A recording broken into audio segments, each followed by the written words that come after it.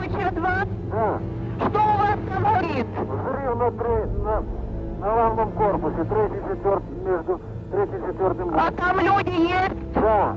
И люди есть, да? Да. Леонид Алексеевич. Да. Алло, третий и четвертый блок горит крыша в результате аварии взрыва.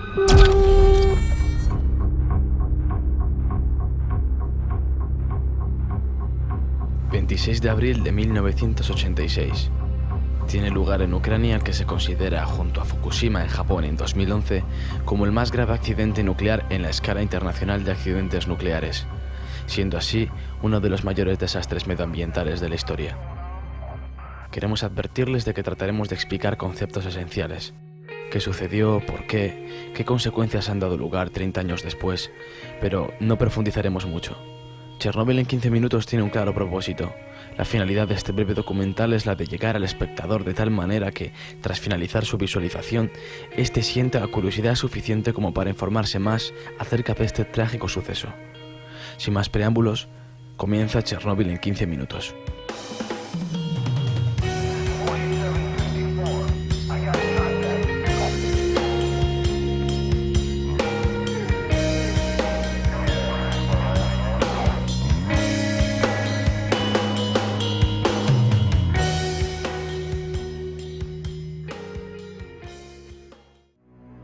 La central nuclear de Chernóbil está situada a 16 kilómetros de la frontera entre Ucrania y de Bielorrusia y a 110 kilómetros al norte de Kiev.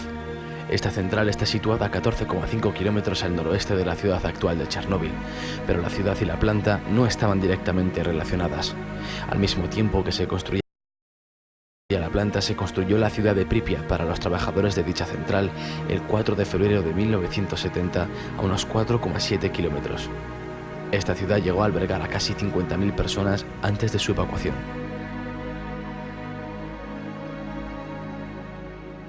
A la 1:23 de la mañana del sábado 26 de abril de 1986 estalló el cuarto reactor de la central nuclear de Chernóbil. El motivo que desencadenó el accidente fue la realización de una prueba programada para el 25 de abril bajo la dirección de las oficinas centrales de Moscú. Esta prueba tenía la intención de aumentar la seguridad del reactor. Se trataba de averiguar durante cuánto tiempo la turbina de vapor continuaría generando energía eléctrica una vez cortada la afluencia de vapor. En caso de avería, las bombas refrigerantes de emergencia requerían de un mínimo de potencia para ponerse en marcha, hasta que se arrancaran los generadores diésel, y los técnicos de la planta desconocían si una vez cortada la afluencia de vapor, la inercia de la turbina podía mantener las bombas funcionando. La prueba debía realizarse sin detener la reacción en cadena en el reactor nuclear para evitar un fenómeno conocido como envenenamiento por xenón. A la 1 de la madrugada del día 25 de abril, los ingenieros iniciaron la entrada de las barras de control en el núcleo del reactor con el objetivo de reducir su potencia. Hacia las 23 horas, se habían ajustado los monitores a los niveles más bajos de potencia, pero el operador se olvidó de reprogramar el ordenador para que se mantuviera la potencia entre 700 megavatios y 1000 megavatios térmicos. Por este motivo, la potencia descendió al nivel peligroso de 30 megavatios.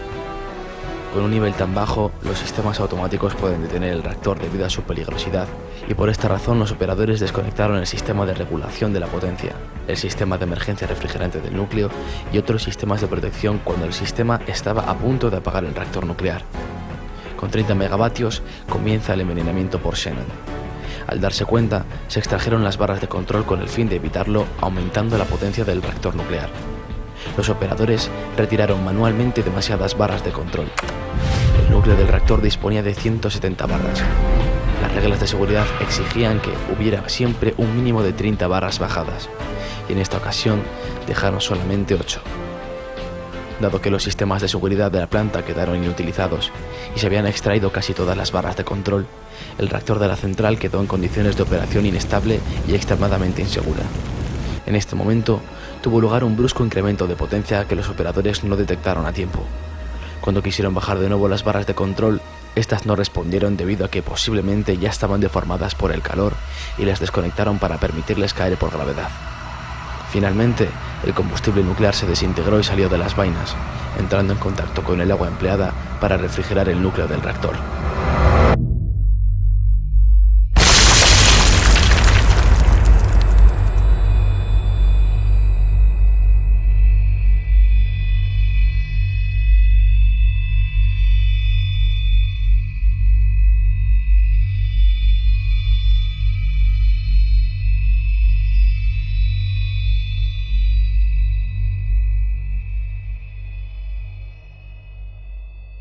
A la 1:23 de la mañana del sábado 26 de abril estalló el cuarto reactor de la central, y unos segundos más tarde una segunda explosión hizo volar por los aires la losa del reactor y las paredes de hormigón de la sala, lanzando fragmentos de grafito y combustible nuclear fuera de la central, ascendiendo el polvo radiactivo por la atmósfera. Se estima que la cantidad de material radiactivo liberado fue 200 veces superior al de las bombas atómicas lanzadas sobre Hiroshima y Nagasaki al final de la Segunda Guerra Mundial.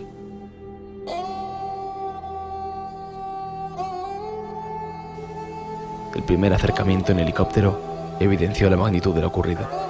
En el núcleo, expuesto a la atmósfera, el grafito del mismo ardía al rojo vivo, mientras que el combustible y otros metales se habían convertido en una masa líquida incandescente. La temperatura alcanzaba los 2500 grados e impulsaba el humo radiactivo en un efecto chimenea a una altura considerable de hasta 1000 metros.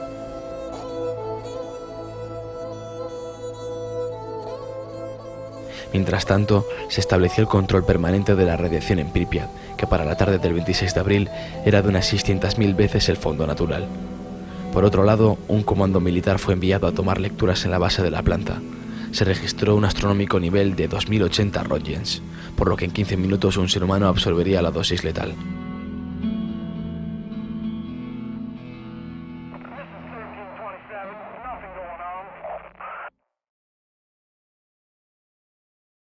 Al mismo tiempo, los responsables de la región comenzaron a preparar la evacuación de la ciudad de Pripyat y de un radio de 10 kilómetros alrededor de la planta.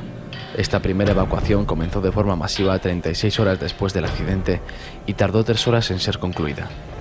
Atención, camaradas. Se ha producido una situación de radiación no controlada en la central nuclear de Chernóbil. Como medida temporal de precaución, se ha decidido evacuar a la población de la ciudad de Pripyat a partir de las 2 de la tarde de hoy, 27 de abril. La evacuación de Chernóbil y de un radio de 30 kilómetros no se llevó a cabo sino hasta el 2 de mayo. Para entonces ya había más de 1000 afectados por lesiones agudas producidas por la radiación.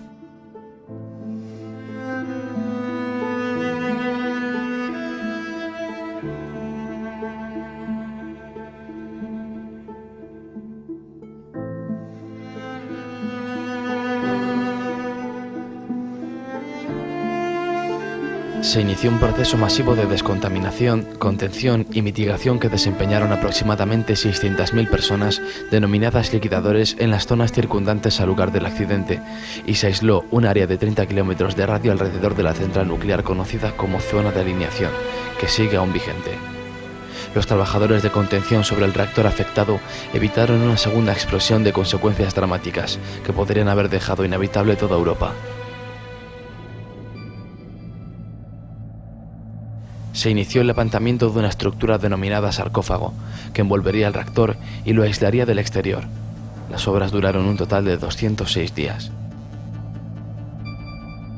Este sarcófago se construyó para soportar 30 años de contención. En 2013 se inició la construcción de un nuevo sarcófago, una imponente obra de ingeniería que se ha convertido en la estructura móvil más grande jamás levantada. Una jaula para contener a la bestia que se esconde bajo el primer sarcófago. Es una incógnita para los científicos lo que hay en el interior del núcleo del reactor. Este nuevo sarcófago básicamente ayudará a ganar tiempo. Está diseñado para resistir 100 años. Los equipos de liquidadores estaban compuestos sobre todo por bomberos, obreros, científicos y especialistas de la industria nuclear, tropas terrestres y aéreas preparadas para la guerra atómica e ingenieros de minas, geólogos y mineros del uranio. Si un ser humano recibe radiaciones de 400 Roentgen hora, se considera dosis letal y con toda probabilidad la muerte puede llegar en cualquier momento. Para hacerse una idea de los niveles de radiación a los que se vieron expuestas aquellas personas, basta con tomar como referencia que los helicópteros que sobrevolaron el reactor destruido, a pesar de estar a varias decenas de metros de altura, llegaron a registrar niveles de 1800 Roentgen. Por tanto, no es difícil imaginar que pese a trabajar por turnos en breves espacios de tiempo, los liquidadores que salían al exterior sin apenas protección junto a los restos del reactor se vieron expuestos a dosis muy superiores, de promedio 7.000 a 10.000 Roentgens en pocos minutos. En algunos casos extremos, incluso se llegaron a alcanzar los 30.000 y 40.000 regens, equivalente a 50 millones de veces la cantidad que una persona puede soportar en circunstancias normales. Esto supuso la muerte en pocos minutos de quienes sufrieron estos niveles de exposición. Muchos de los liquidadores tuvieron efectos secundarios y varios miles murieron. Nunca se han sabido las cifras exactas, pero de acuerdo con Georgi Levnin, un médico bielorruso que trabajaba en el reactor número 4, aproximadamente 100.000 liquidadores murieron. En abril de 1994, un texto de conmemoración de la Embajada de Ucrania en Bélgica cifraba 25.000 muertos entre los liquidadores desde 1986. Según Vyacheslav Grishin, del sindicato de Chernóbil, la principal organización de liquidadores, 25.000 de los liquidadores rusos han muerto y hay 70.000 personas con discapacidad, aproximadamente el mismo número en Ucrania, más otros 10.000 muertos en Bielorrusia y 25.000 discapacitados, lo que hace un total de 60.000 muertos y 165.000 discapacitados.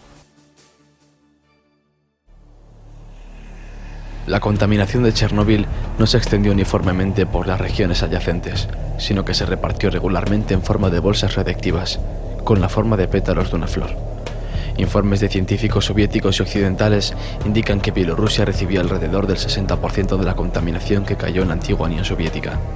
El informe Torch 2006 afirma que la mitad de las partículas volátiles se depositaron fuera de Ucrania, Bielorrusia y Rusia. Una gran área de la Federación Rusa al sur de Briansk también resultó contaminada, al igual que zonas del noroeste de Ucrania. En Europa Occidental se tomaron diversas medidas al respecto, incluyendo restricciones a las importaciones de ciertos alimentos. 200 personas fueron hospitalizadas inmediatamente, de las cuales 31 murieron, 28 de ellas debido a la exposición directa a la radiación. La mayoría, bomberos y personal de rescate que participaban en los trabajos para controlar el accidente. Antes del accidente, el reactor contenía unas 190 toneladas de combustible nuclear. Se estima que más de la mitad del yodo y un tercio del cesio radiactivos contenidos en el reactor fue expulsado a la atmósfera. En total, alrededor del 3,5% del combustible escapó al medio ambiente. Debido al intenso calor provocado por el incendio, los isótopos radiactivos liberados procedentes de combustible nuclear se elevaron en la atmósfera dispersándose en ella. Algunas personas en las áreas contaminadas fueron expuestas a grandes dosis en la tiroides, debido a la absorción del yodo 131 que se concentra en esa glándula. El yodo radiactivo procedería de leche contaminada producida localmente y se habría dado particularmente en niños.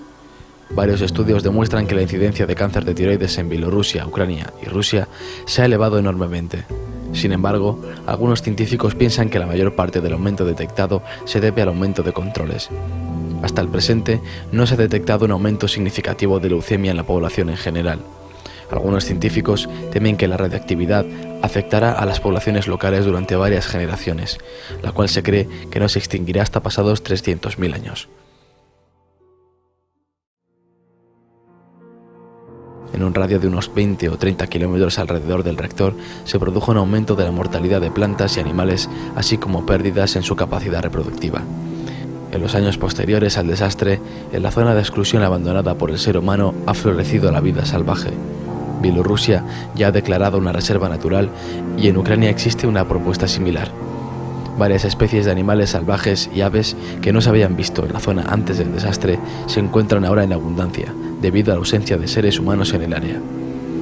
30 años después, tras analizar datos históricos, los investigadores concluyen que no se ha producido ningún declive en los años posteriores a la tragedia, únicamente en los primeros 6 meses tras el incendio del reactor, en los que los altísimos niveles de radiación afectaron a la salud y a la reproducción, pero no a largo plazo.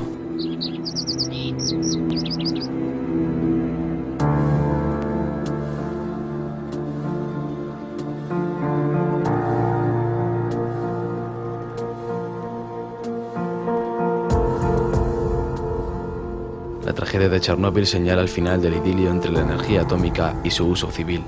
Lo mismo que 40 años antes, la bomba atómica marcó el comienzo del compromiso ético de algunos científicos frente al avance de la ciencia. Solo para algunos, por supuesto, fue el comienzo de un compromiso. Para otros, fue nada más que la consagración de un éxito. Chernóbil supone aún hoy en día un drama real para miles de individuos concretos.